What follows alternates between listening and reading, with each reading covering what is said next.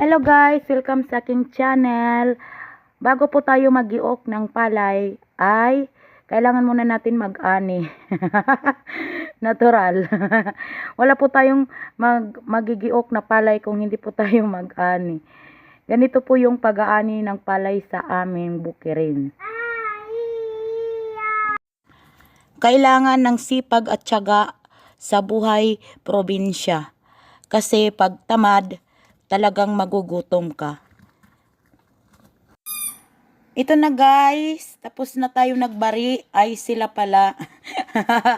Sila nanay ang nagbari kasama asawa ko at saka yung isa ko pong kapatid at ang kanyang asawa. So ayan. Wala po tayong machine para pumahiwalay yung palay sa kanyang mga tangkay at ang botel. So gagamit po tayo ng paa. Ihanda muna ng aking tatay. Wansang wilay. Tayo. So, ikaripahin ko. Mintin. Hindi, may Ay, yung si. Mintin o. Yung si Kapalugan.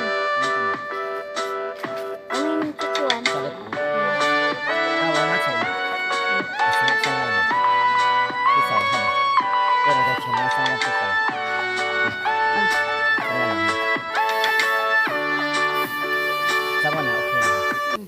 Ayan guys, mag-umpisa na po mag-iok si tatay. Pag-iok po ang tawag ko sa amin sa Samar. Iwan ko sa ibang panig ng Pilipinas. Ayan. Ano ya? Ganito po yung paghihiwalay po ng tangkay at saka yung butil po ng palay.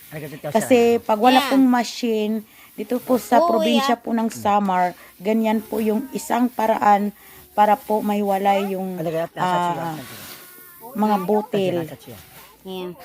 At isa pong pinakamalupit na teknik, kailangan makapal ang kubal ng iyong paa para iwas sugat.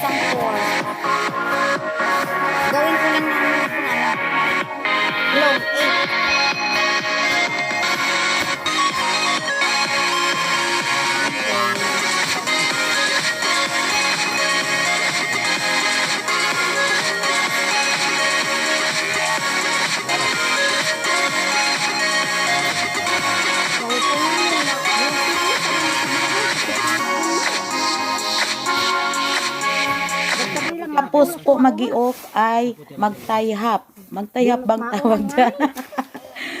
Ganyan po ang gagawin ni nanay. Tumutulong si nanay. Ihiwalay naman po yung mga tangkay-tangkay sa mga butil ng palay. Ayan.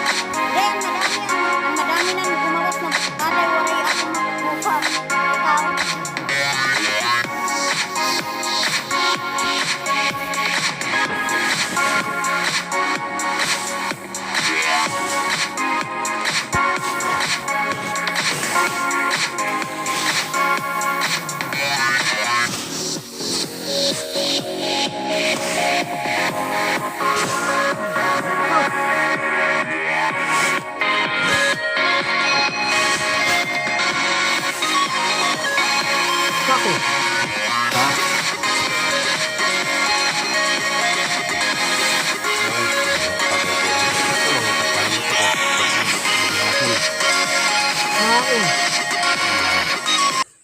Ayan.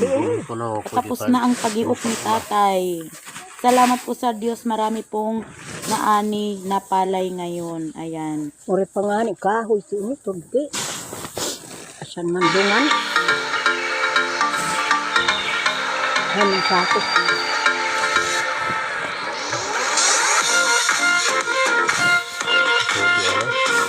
Oh, gad para din ho man. Para mahawag. Para.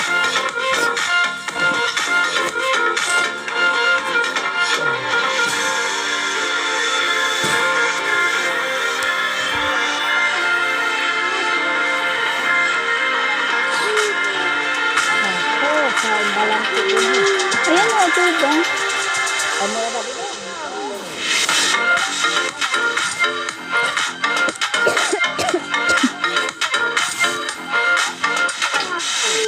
Magdala mo, mama pala. Naglilipat. Kaya ako mag... Ano? Dala mo po. Yan na ito.